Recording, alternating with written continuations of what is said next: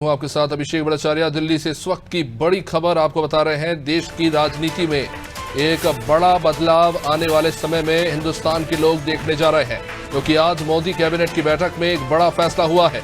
महिला आरक्षण बिल को मंजूरी दी है कैबिनेट ने। केंद्रीय कैबिनेट की मीटिंग के बाद यह बड़ा फैसला लिया गया है और 33% महिला आरक्षण के बिल को मंजूरी मिली है कैबिनेट से, यानी कि 20 सितंबर को होने वाले सत्र में इस बिल को पेश किया जाएगा।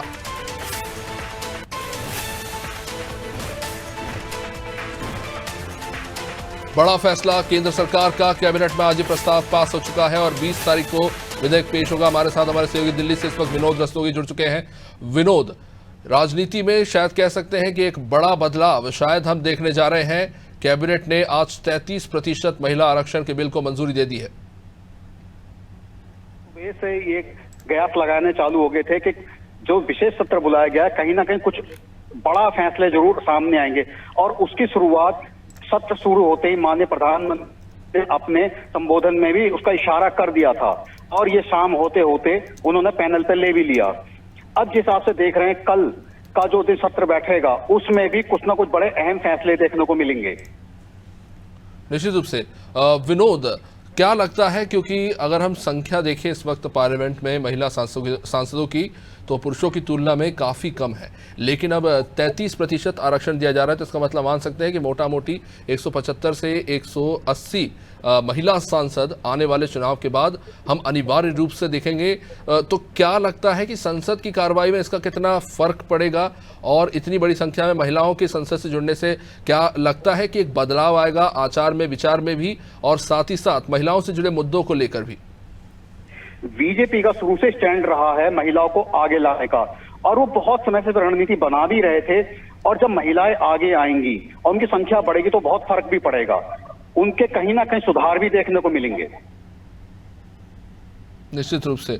विनोद, लेकिन इस प्रस्ताव के साथ एक सवाल और भी उठ रहा है जिस पर काफी चर्चा हो रही है कि जाहिर तौर पर महिलाओं को स्थान दिया जाएगा संसद में, तो एक बड़ा बदलाव तो है, लेकिन जैसा कि हम पंचायतों में देखते हैं कि सरपंच अगर महिला को बनाया जाता है तो सरपंच ही अपनी पत्नी को उम्मीदवार बना के खड़ा कर देता है, तो एक तरह से एक डमी कैंडिडेट खड़ा हो जाता है। तो क्या ये भी एक बड़ी असुरक्षा है इस फैसले के पीछे भी, कि हो सकता है कि जो कद्दावर नेता है वो अपने स्थान पर अपने ही परिवार के किसी रिश्तेदार को उस सीट पर खड़ा कर दे?